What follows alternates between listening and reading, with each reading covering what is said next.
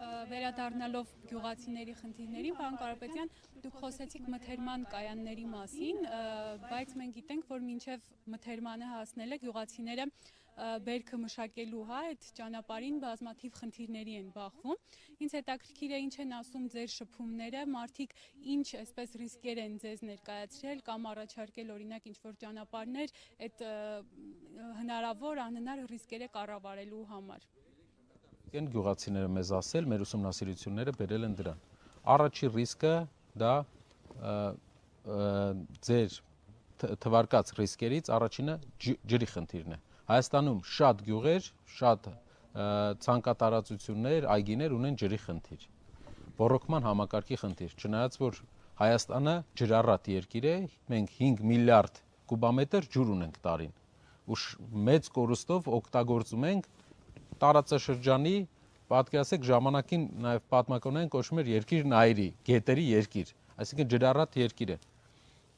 Առաջինը ջրի խնդիրն է գյուղերում, մթերումից բացի։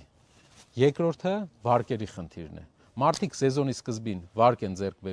վերցնում եւ չգիտեն տարվա վերջ ինչ գնով են վաճառելու բերքը։ Բոլոր գյուղացիական տնտեսությունների հետ, մանավանդ Արարատյան դաշտում, մենք ում հետ հանդիպում ենք, բոլորը ասում են, որ վարկերը 2 տարի լավ է գնում, 3-րդ տարի խնդիր է ունենում, ամբողջ կյանքը վարկերի տակ են մնում մարդիկ։ Եվ երրորդ խնդիրը, որ մենք տեսնում ենք հերթականությամբ, դա տեխնիկայի, գյուղտեխնիկայի խնդիրն է։ Հայաստանը փոքր երկիր է։ Հայաստանում գյուղտեխնիկա ապահովել ամեն շրջանում հեշտ բան է, ժամանակին դա եղել է ու դա բերել է նրան, որ գյուղացիական տնտեսությունները հնարավորություն ունեն ժամանակակից տեխնիկայով իրենց մի տեխնիկայի պարկը կարող է սպասարկել մի ամբողջ շրջան։ 3 խնդիր ունի գյուղատնտեսությունը բացի մթերումից։ Մթերումը ամենամեծ խնդիրն է, քանի որ մթերումը ապահովում է գյուղացու արտադրանքի եւ վերջնական վաճառքի միջև այդ միջանկյալ կապը, որը մենք պետք է ստեղծենք, դրանից հետո մենք պետք է զբաղվենք մի քանի հարցով։ Ինչպես ասեցի, երկրորդ հարցը վարկերն է։ Ինչ անում մթերման կայանը։ Մթերման կայանը տալիս է տարվա սկզբին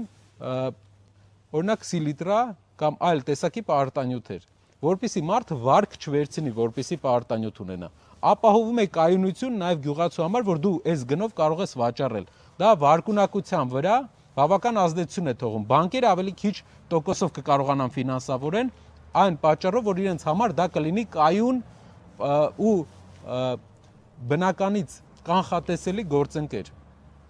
Գործընկերը կիմանանք, թե բերքը ինչքանով է։ Բանկային համակարգին ծանոթ լինելով ամենակարևոր բանը բանկերի համար կայունությունն է, կանխատեսելիությունն է։ Եթե մենք կարողանանք այնպես անել, որ գյուղացու համար գինը տարվա սկզբից պարզ լինի, գյուղատնտեսական վարկերի տոկոսների վերանայման հնարավորություն կունենանք։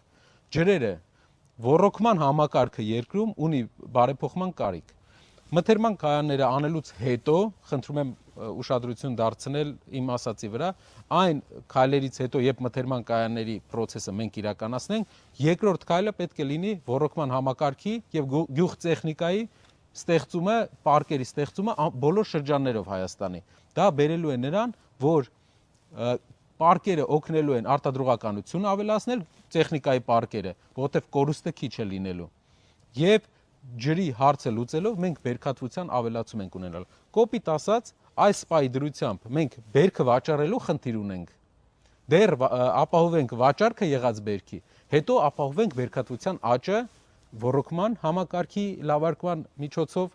տեխնիկայի պարկի միջոցով։ Իսկ վարկերի առումով մթերման կայանը ամենալավ գործիքն է, տալիս է կայունություն, վարկերի տոկոսի ցածր լինել, քանի որ բանկը իմանում է, թե ինչ գնով է նա բերքը վաճառելու։ Եվ երկրորդը նաև պարարտանյութեր, հնարավոր է նաև դիզել տա, որի դիմաց կստանա մթերք։